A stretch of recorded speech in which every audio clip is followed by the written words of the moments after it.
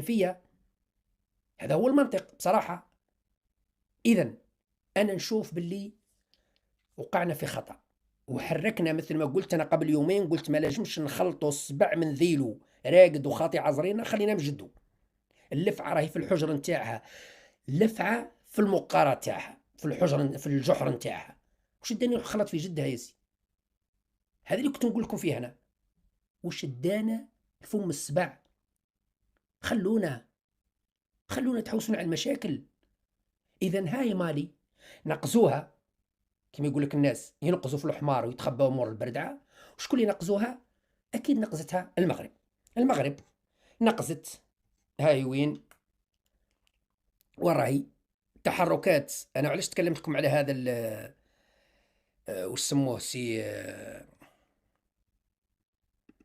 ها هو وزير الخارجية مع بوريطة في أكثر من لقاء، طالع هابط يعني، واهتمام كبير. ها هو سي بوريطة، شوفوا، ودايرين له يعني عاطين له أهمية كبيرة لوزير الخارجية هذا. طالع هابط ودايرين له طائرة خاصة. نعم، الخارجية المغربية دايرة طائرة خاصة لوزير الخارجية تاع مالي هذا، يتنقل بها، وعنده كل نهاية أسبوع يروح يقضي نهاية الأسبوع تاعو في الدار البيضاء كازابلانكا أو في الرباط، سهرات وقصرة وكذا وحكايات وش يخص ولادو عايشين ثم في الرباط، ومصروفهم اللي يقراو هنا في باري مصروفهم يجيهم من الرباط، من عند بوريطة وجماعته. المخابرات المغربية قايمة بدورها. نعم. السؤال مطروح: ما هي فائدة المغرب في مساعدة مالي؟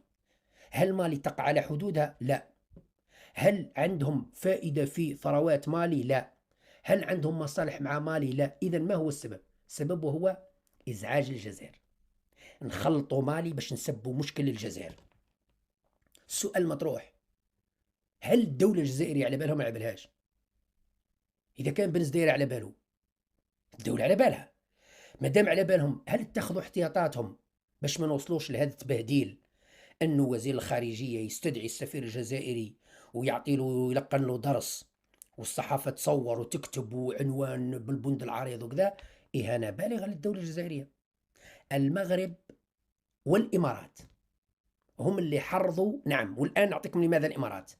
المغرب والإمارات، طبعا كي نقول الإمارات، المغرب والإمارات، فرنسا وإسرائيل والجماعة، هم اللي حرضوا وزير الخارجية تاع مالي وحرضوا الحكومة المالية في الدخول أو للدخول في مناوشات والصراع مع الجزائر. نعم، هذه الحقيقة، هذه هي الحقيقة. نوجد أن وزير الخارجية، ها هو بيان وزارة الخارجية، يقول لك دعت وزارة الشؤون الخارجية والتعاون الدولي جمهورية مالي من الجزائر والشعبية لإثارة، شوف، لإثارة احتجاجية قوية. ابن عمي، مصطلح خطير. احتجاج قوي من مالي ضد الجزائر، احتجاج قوي يا سي محمد. لإثارة احتجاجية يعني احتجاج قوي من قبل حكومة جمهورية مالي على إثر الأعمال العدائية. شوف ذاك الكلام الخطير: الأعمال العدائية من طرف السلطات الجزائرية تحت غطاء عملية السلام في مالي. أعمال عدائية وش هي الأعمال العدائية؟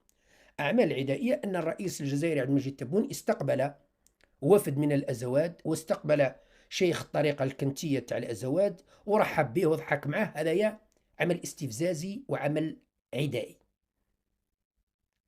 أنا نقول نعم بصراحة، نعم، كان من المفروض ما نديروهاش.